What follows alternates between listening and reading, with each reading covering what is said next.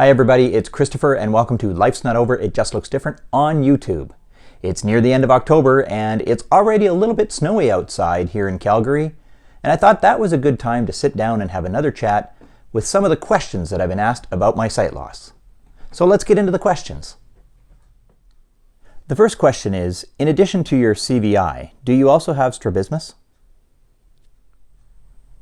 The answer is yes, I do have strabismus in my left eye, but it wasn't caused or triggered by my CVI.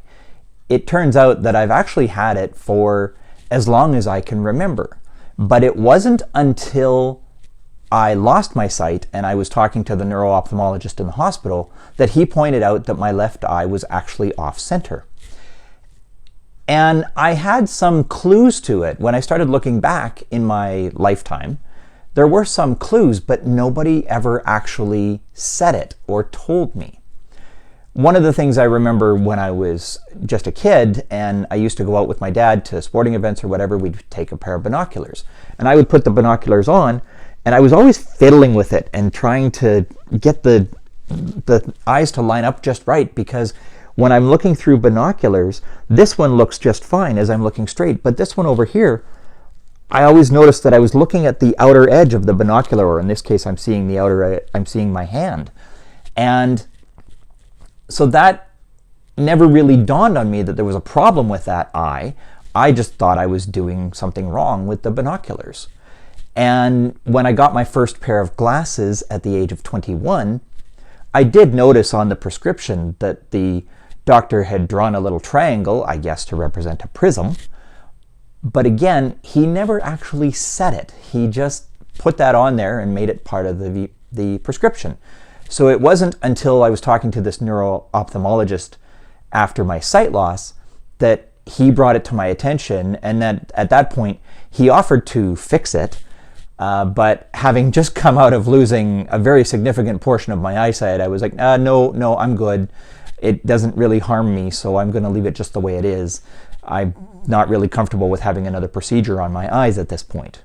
And he understood. Next question. How did your friends react to your sight loss? Did you lose any friends over it? Sadly, the answer to this question is also yes. Very early on in my sight loss, I was reaching out to friends and family, some of them by email, some by phone, and I had written to one of my coworkers who I was friendly with. We weren't close friends, but we knew each other, and so I dropped her a quick email to let her know what happened. And she wrote back to me and said, oh my gosh, the loss of eyesight, she said, was her biggest fear in life. And she said for that reason, talking to me would freak her out and she just wouldn't be able to do that. So I never heard from her again. I don't take that personally. It's sad, it was unfortunate, but it's all on her. And I am still me, I am still the guy I was before, but with a difference. And if that is a stumbling block for a friendship, well, then I suppose I'm better off. But what has happened in the last 16 years is because of this new path I've been on and because of my sight loss, I have met so many more amazing people that I absolutely treasure being with them, talking to them, whether it's by phone, by email, social media, whatever. And for the ones I've lost, they've been replaced with, dare I say, new and better friends. So I'm okay with it. Next question. Have you worked anywhere other than CNIB? This is a question I was asked just recently, and for those of you who've seen some of my other videos on my employment experiences, whether it be my interview experiences video or my more recent video on what my employment experience has been like with sight loss, you know that the answer is yes, I have worked places other than CNIB. And part of the reason I did that is because I wanted to know that I could work in places where people didn't expect someone with sight loss to work. It was kind of a niggling feeling in me when I had my first job working for AMI Audio that I always wondered, is this where people expect me to work? So I thought, well, I need to go and try. And so I did. And I was gainfully employed in the financial services industry for a number of years. And then I chose to go back to CNIB because I wanted to be able to use my sight loss experience to help other people. This question came from a little girl in a grade 1 class. How do you ride a bike? I always love talking to young school kids because I never know what kind of questions they're going to ask me, like this one. So, for those of you who are now wondering, the answer is yes, I can ride a bike, but I actually choose not to. I've done it a couple of times, and one time I went out with a friend, another time I went out by myself.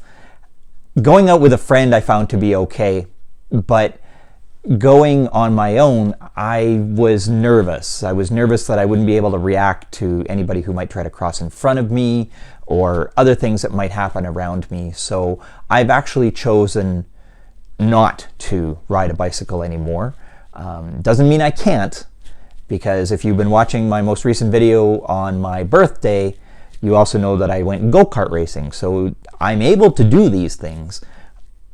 The bicycle riding, I just choose not to because, much like trying to ride a car down the street, I'm not sure I would be able to react to or see the things I need to see around me in time. So it might be dangerous for me and for somebody else, and I don't want to put myself in that situation. I saw in a movie once where a lady who was blind asked if she could touch the man's face so she could know what he looked like. Do you ask to touch people's faces?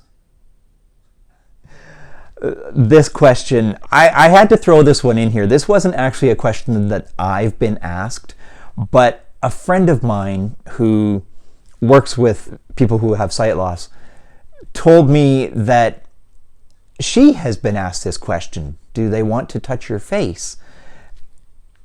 And, oh gosh, it's the media. It's the media's fault. Movies, television, you know, we've all seen those scenes where they're having a very touching moment and you know, the person who is blind wants to touch the other person's face to know what they feel like or to know what they look like. Oh gosh, the media is doing us no help in that particular portrayal. I personally have never met anybody in the last 16 years who's wanted to touch my face. Myself with low vision, I've never wanted to touch anybody's face, and I really don't know any of my friends who've also asked somebody if they could touch their face. So thank you very much to the media for this really unfortunate stereotype, but no, it's not true. That's it for another video answering questions about my experience with CVI and sight loss. I want to thank you very much for watching today, and if you have questions about CVI or sight loss that you think I can answer, by all means, drop them in the comments below or send me an email at christopher@lifesnotover.ca, and I'll be more than happy to take a look and answer the question as best I can. Thanks very much for watching, and I hope you have a wonderful day.